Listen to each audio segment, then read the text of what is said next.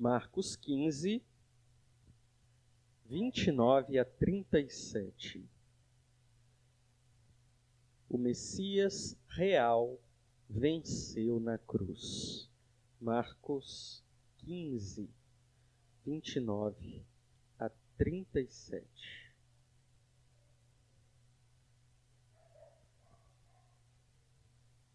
Domingo passado nós vimos a primeira parte da crucificação de Jesus e hoje veremos a segunda parte da crucificação do Senhor. Marcos 15, 29 a 37. Diz assim a palavra de Deus: E os que passavam o insultavam, balançavam a cabeça e diziam: Ah, tu que destróis o santuário e em 3 dias o reedificas, salva a ti mesmo descendo da cruz.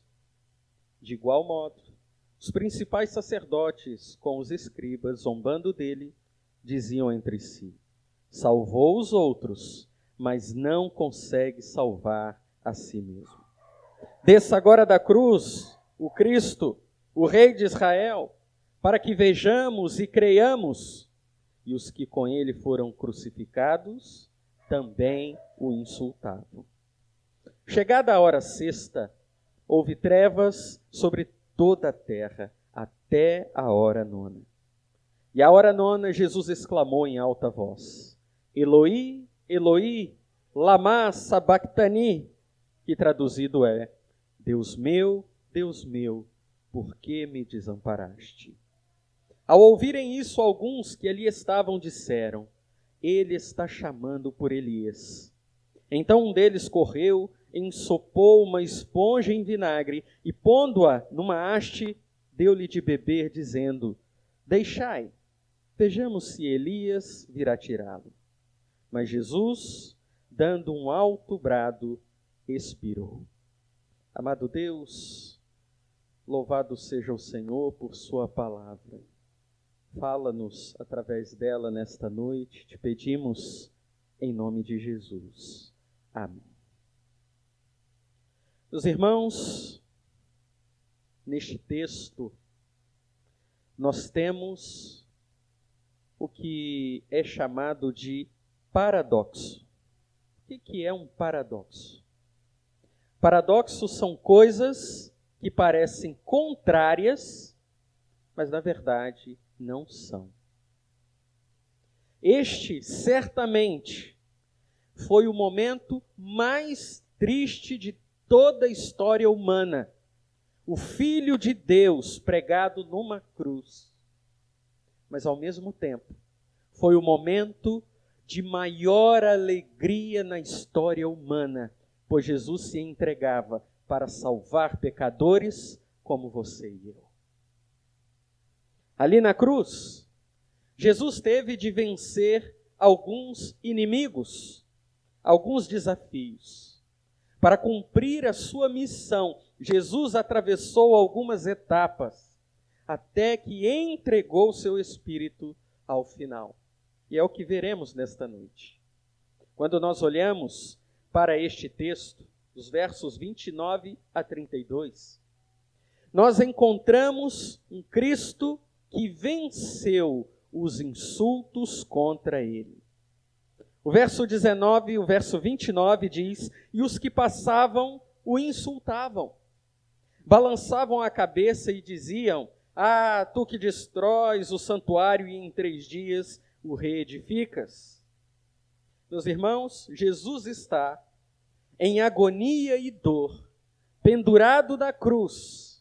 Devemos lembrar que a sua dor ali física não é apenas por conta dos pregos atravessados em suas mãos e pés, mas antes Jesus sofreu com as chicotadas dos soldados romanos, teve uma coroa de espinhos fincada em sua fronte, em sua cabeça, ou seja, Jesus estava em agonia. Jesus em agonia, enfrentando tremenda dor. E por 3 vezes, Jesus sofre zombaria. Jesus primeiro sofre zombaria daqueles que estão passando. Naqueles dias, a crucificação ela acontecia do lado de fora dos muros de Jerusalém, e o Calvário, ou Gólgota, era uma montanha que ficava próximo à entrada de Jerusalém, ou seja, as pessoas que passavam entrando e saindo de Jerusalém poderiam ver Cristo crucificado. Na cruz havia a inscrição, Rei dos Judeus. As pessoas então passavam, olhavam, e o que elas faziam? Balançavam a cabeça. Reprovação, desprezo. Eles ainda se lembravam da afirmação de Jesus quando disse que destruindo o templo, ele o reedificaria em 3 dias. Jesus não estava falando do templo de tijolos, mas do seu próprio corpo. E aqueles que ali estavam presenciando a crucificação não tinham a menor ideia de que, na verdade, eles estavam destruindo o santo templo no corpo de Cristo Jesus. As pessoas então estavam ali, os transeuntes, entrando, saindo, olhavam para Jesus e escarneciam. Quando olhamos para o verso 31, nós vamos ver que, de igual modo, os principais sacerdotes, os religiosos, os escribas, zombavam de Jesus e diziam: ele salvou os outros, mas não pode salvar a si mesmo. Certamente os líderes religiosos estavam aqui se lembrando dos milagres de Jesus, das ressurreições que Jesus havia realizado, e para eles havia ali um contraditório. Como pode esse homem que curou enfermos, esse homem que ressuscitou mortos, continuar pendurado numa cruz e não ser capaz de salvar a si mesmo? Devemos lembrar, e como vimos em Marcos capítulo 3, verso 6, já havia 2 anos que os líderes religiosos procuravam uma oportunidade para matar Jesus. Eles estavam perseguindo Jesus já havia 2 anos, até que, finalmente, com a traição de Judas, conseguiram seu intento. Ao mesmo tempo em que o Filho de Deus agonia na cruz, os homens, considerando-se religiosos, considerando-se melhores do que os outros por sua religiosidade, festejavam. Esse homem salvou os outros, mas não pode salvar a si mesmo. No verso 32, nós temos a afronta desses líderes. Desça agora da cruz o Cristo, o Rei de Israel, para que vejamos e creiamos. Além de zombarem de Jesus, os líderes religiosos impõem uma condição ao Filho de Deus. Você quer mesmo que creiamos? Desce da cruz então, ó Rei dos Judeus. Desce da cruz, ó Messias, e nós acreditaremos. É interessante, meus irmãos, que muitos, ainda hoje, impõem condições a Deus para crer em Jesus. Se Jesus descesse da cruz como aqueles homens pediam, nem eles, nem nós, ninguém na humanidade receberia a salvação e o perdão dos seus pecados. Jesus tolerou os insultos, Jesus superou a zombaria, venceu os insultos para salvar pecadores como nós. Se Jesus, meus irmãos, caísse na provocação desses líderes, e de fato o poder ele tinha para descer da cruz e exterminar os seus inimigos, se assim o fizesse, não sobraria nenhum de nós, pois todos estaríamos debaixo da ira de Deus. Se Jesus salva a Ele mesmo, não haveria salvação para nós. Mas Jesus vence os insultos. Ele ouve a zombaria e permanece com a sua missão. Jesus não ficou na cruz e não permaneceu na cruz, meus irmãos, por outra razão, senão pela sua própria vontade. Jesus poderia ter abandonado o madeiro, mas ele escolheu sofrer na cruz a nossa morte. Ele não salvou a si mesmo, mas trouxe salvação a todo aquele que nele crê. Não bastasse as pessoas passando, zombando de Jesus, os líderes religiosos zombando e enfrentando Jesus, Marcos nos diz que até mesmo os que estavam em condição igual a de Jesus, os ladrões na cruz, também insultavam Jesus. É verdade que Lucas, no capítulo 23, vai nos dizer que um dos ladrões se arrependeu, creu em Jesus e Jesus afirmou a sua salvação. Mas Marcos não traz aqui esse detalhe, porque Marcos quer que compreendamos o tamanho do sofrimento de Cristo. Pois sofrendo a nossa dor, a dor dos nossos pecados, Cristo suportou sozinho. Não havia entre as pessoas que passavam alguém que pudesse ter compaixão do Santo Filho de Deus.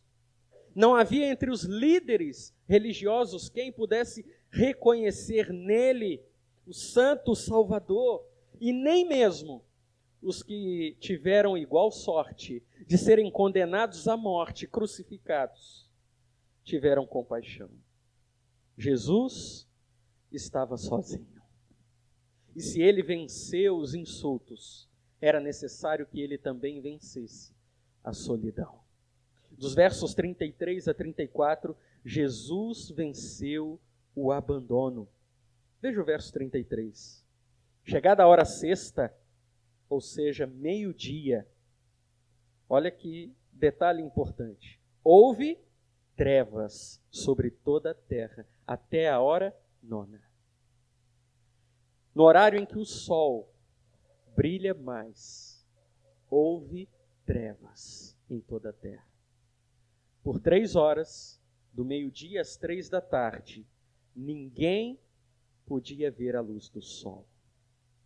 Meus irmãos, diante desse evento extraordinário e sobrenatural, o Pai derramava sobre o Filho a sua ira. Meus irmãos, a Bíblia diz, em muitas passagens, que aqueles que estão em seus pecados vivem nas trevas. Trevas é um sinal de separação de Deus. Deus é luz.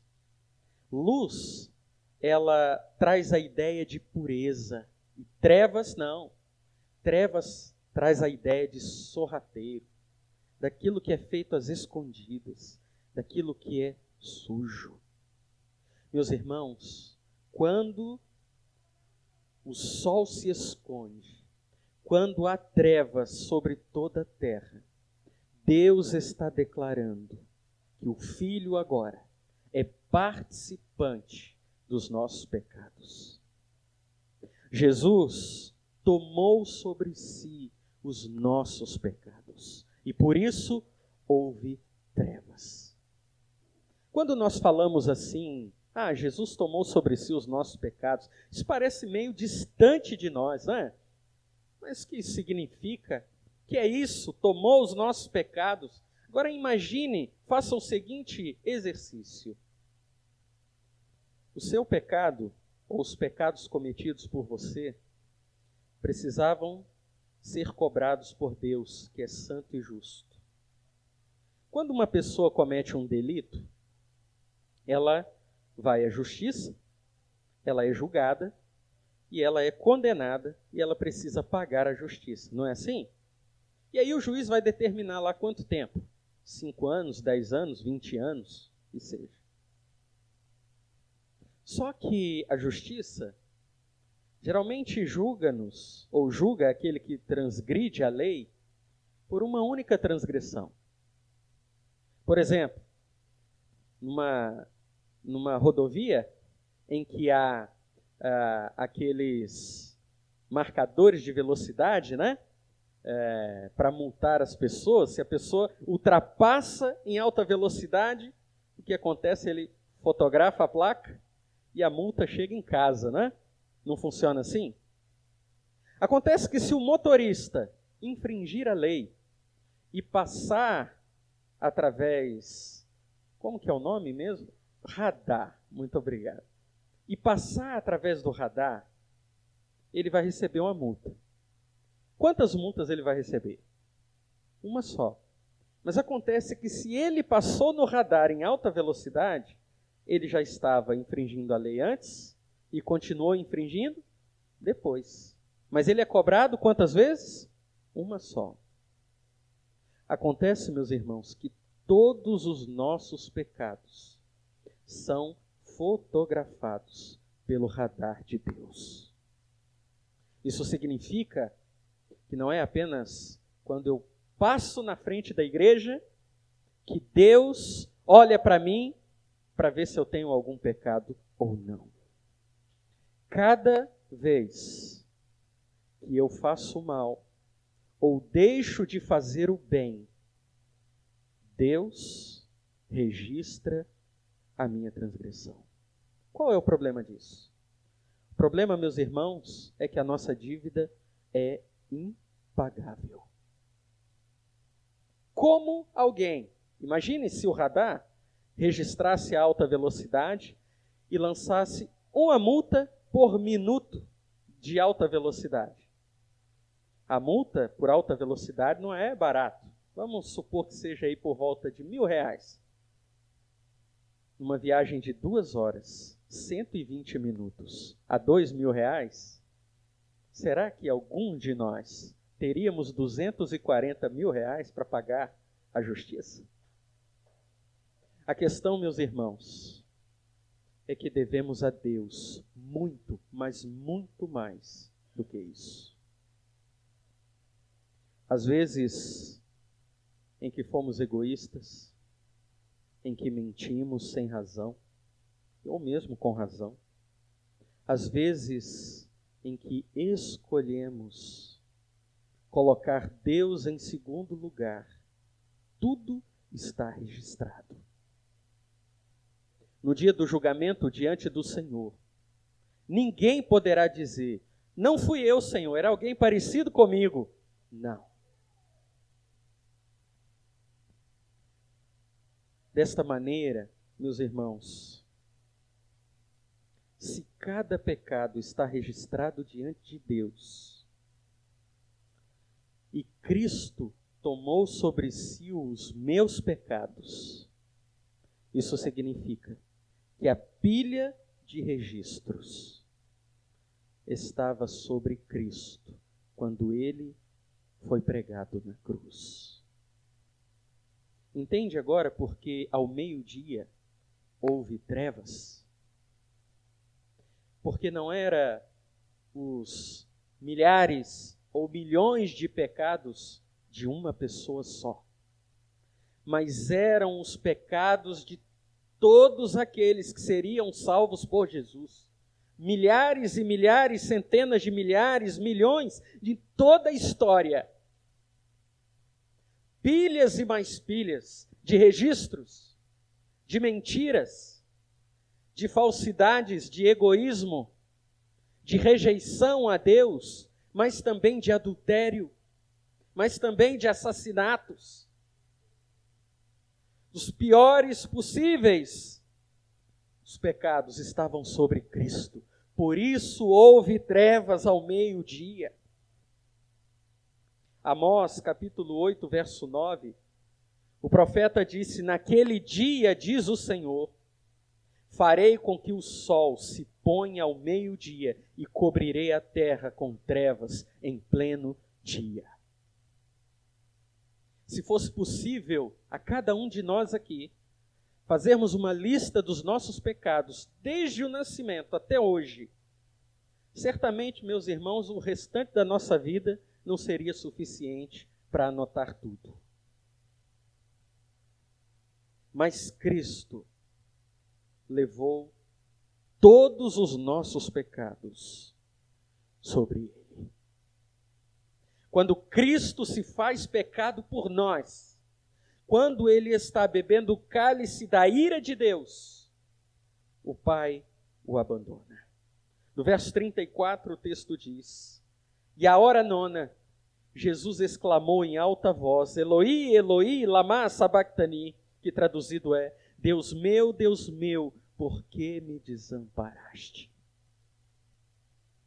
Meus irmãos, no momento em que Cristo toma sobre si cada um dos nossos pecados, o Deus Santo, que não pode contemplar o mal, vira as costas para o Filho, que antes sozinho, porque foi abandonado por seus discípulos, depois sozinho, porque as pessoas não tiveram compaixão e zombavam dele, sozinho porque os líderes religiosos desejavam sua morte, sozinho porque os ladrões na cruz o insultavam, e agora sozinho porque o Pai havia abandonado.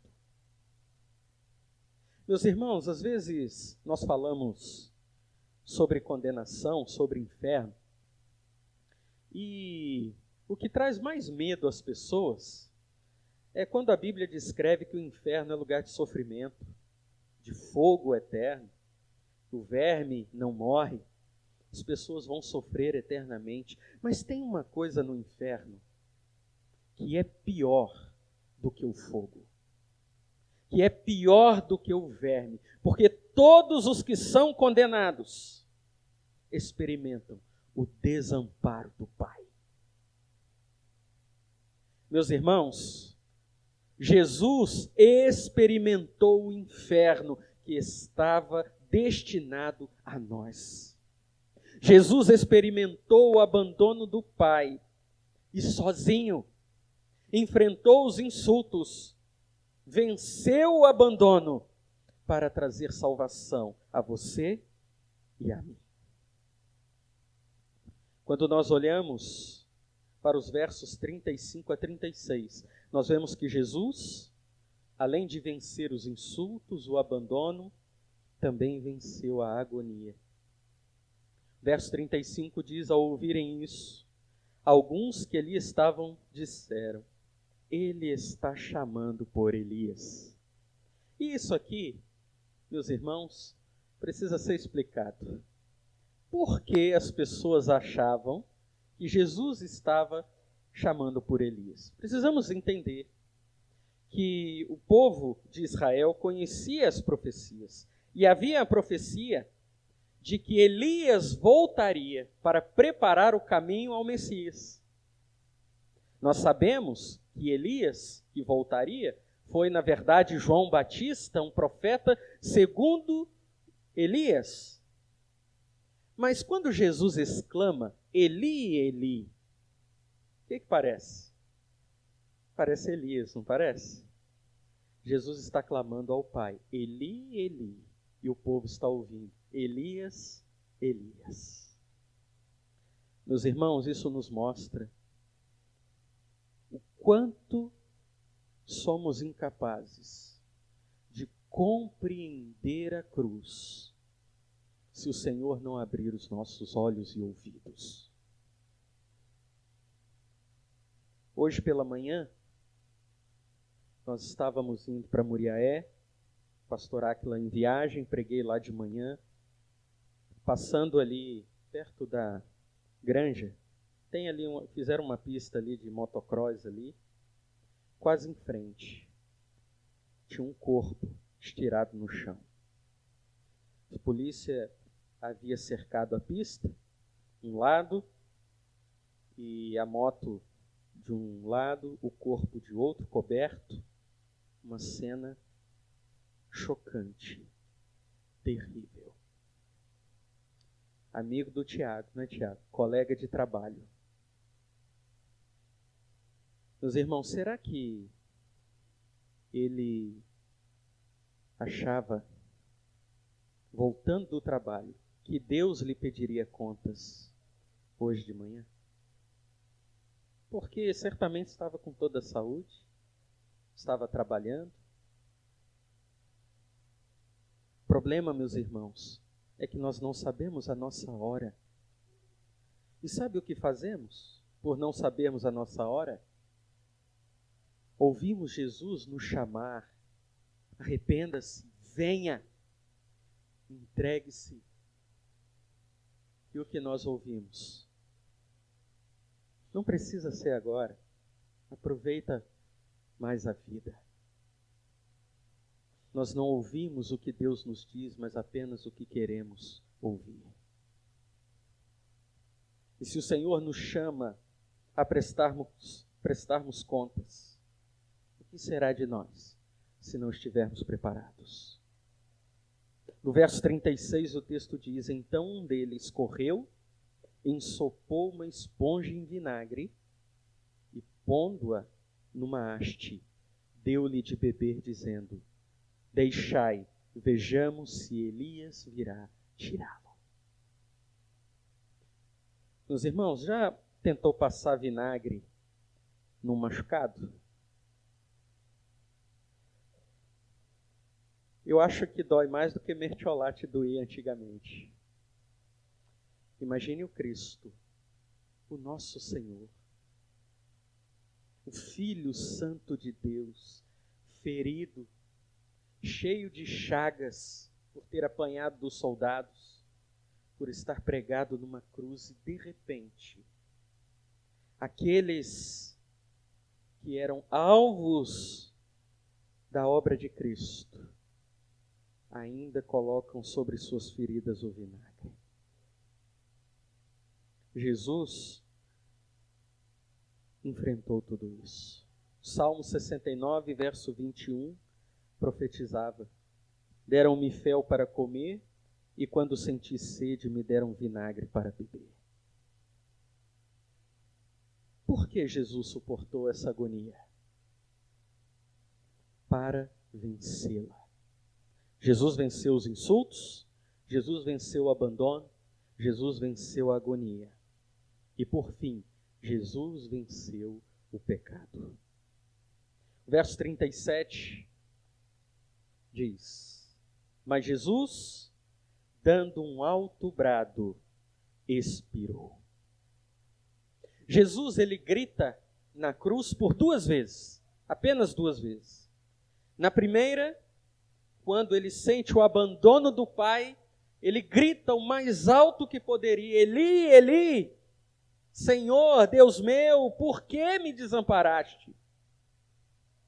E agora, por fim, Jesus entregando o seu espírito, ele grita mais uma vez, como o grito do alívio daquele que suportou sobre si o peso dos nossos pecados. Jesus dá um berro, um brado, entrega o seu espírito e a sua obra está consumada. Quando Jesus morre na cruz, meus irmãos, enfrentando insultos, abandono, agonia, Jesus vence o pecado. Quando Jesus morre na cruz, entregando o seu espírito, e veja, quando uma pessoa comum morre, ela não entrega o seu espírito é retirado dela. Mas Jesus, o Filho de Deus, consumando a sua obra para perdoar os nossos pecados, ele mesmo entrega o seu espírito. Jesus se entrega à morte. Nós vemos isso em Mateus 27:50, Lucas 23:46, João 19:30. Jesus entrega-se à morte, sendo ele o autor da vida, para vencer de uma vez por todas o pecado. Por isso, meus irmãos, não há mais condenação sobre aqueles que creem em Jesus, pois os seus pecados foram lavados pelo sangue do Santíssimo. Por isso, Paulo vai dizer que ninguém poderá nos acusar diante de Deus, porque é o próprio Deus quem nos justifica. Através da morte de Cristo, o Senhor nos chama justos, como se nunca tivéssemos pecado, meus irmãos. Deus olha para nós como se tivéssemos nascido santos e se morrêssemos santos, porque o sangue de Cristo agora cobre os nossos pecados. mas cobre os pecados de todos? Não, não cobre de todos. Lucas registra que um ladrão se arrependeu. Olhou para Jesus e disse: Senhor, lembra-te de mim quando entrares no teu reino. Mas o outro não pediu. Agostinho, ele escreveu o seguinte certa vez: o Criador do homem dignou-se tornar-se homem. Foi feito o que ele fez, para que a criatura que ele fez não perecesse. O que pode ser adicionado a essa misericórdia? E ainda assim, ele adicionou isso. Não bastava ser feito homem, ele acrescentou a isso que ele foi rejeitado pelos homens. Não bastava ser rejeitado pelos homens, ele também adicionou a isso ser desonrado pelos homens. Ele foi condenado à morte. Mas mesmo isso não foi suficiente, pois a sua morte foi uma morte de cruz. Jesus, para nos salvar, meus irmãos, desceu o mais fundo possível para nos tirar de lá. Jesus é soberano. Tudo o que lemos aqui estava sob o controle dele. Porque Jesus veio para isso, meus irmãos, para sofrer a nossa dor. Por isso eu comecei essa mensagem dizendo que o dia da crucificação é um registro paradoxal.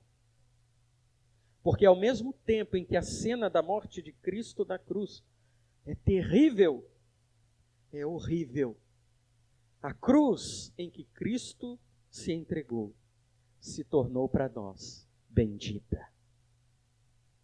Um escritor, pregador antigo, Thomas A. Kempis, ele disse: ó, verdadeiramente bendita cruz de Cristo, que carregou o Rei dos céus, que trouxe ao mundo inteiro a alegria da salvação.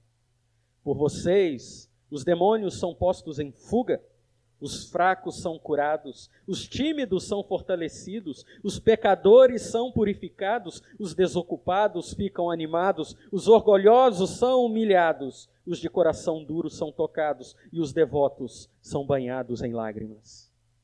Bem-aventurados os que diariamente evocam a paixão de Cristo e desejam andar com Ele sob a sua cruz.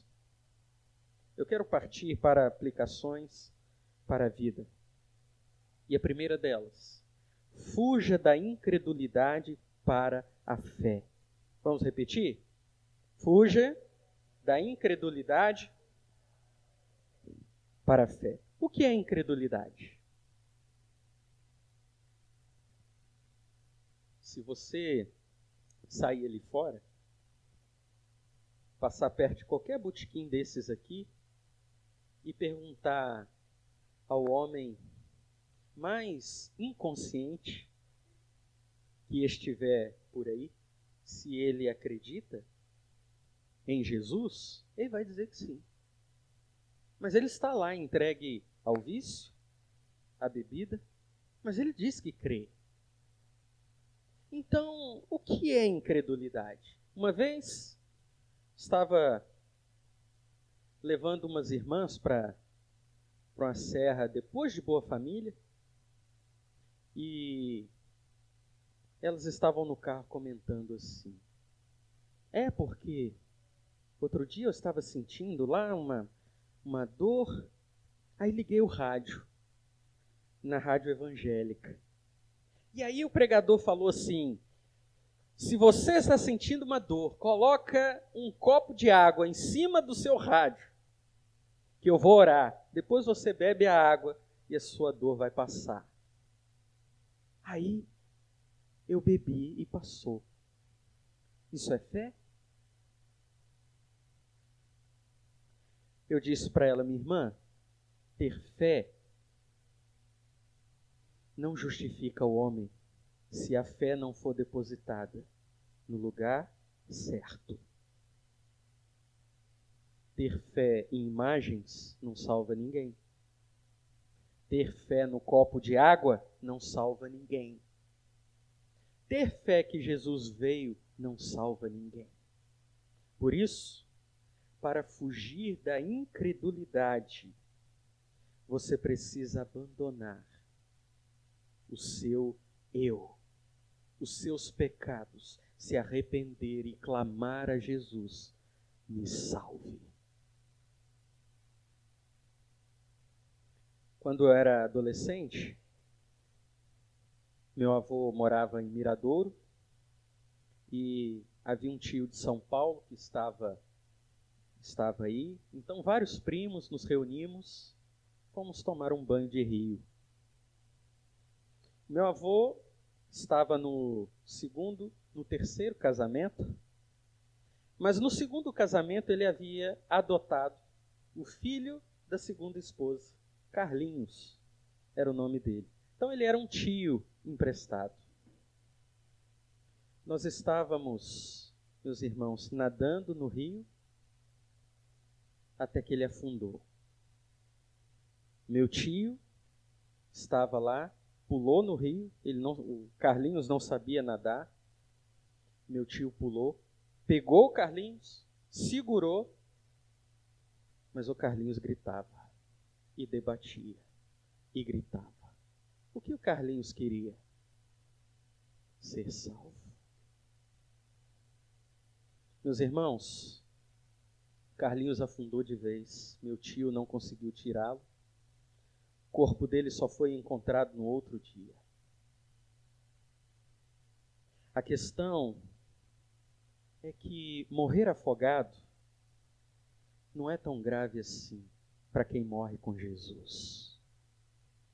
O problema é que nós, em nossos pecados, caminhamos para a eternidade sem Deus e não gritamos como o meu tio Carlinhos.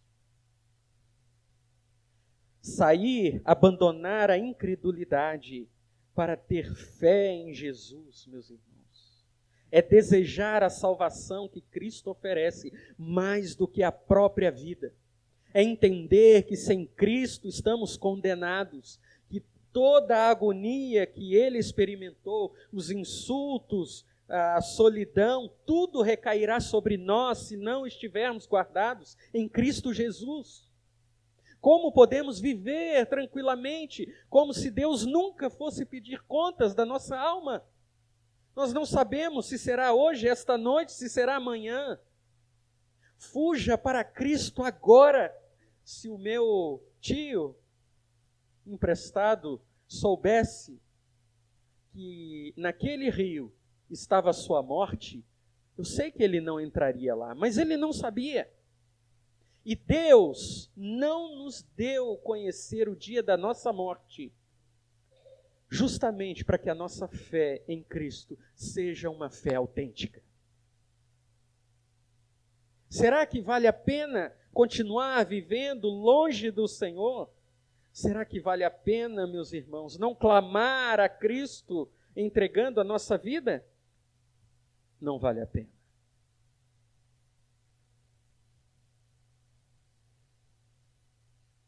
Segunda aplicação e última. Fuja das trevas para a luz. Vamos repetir?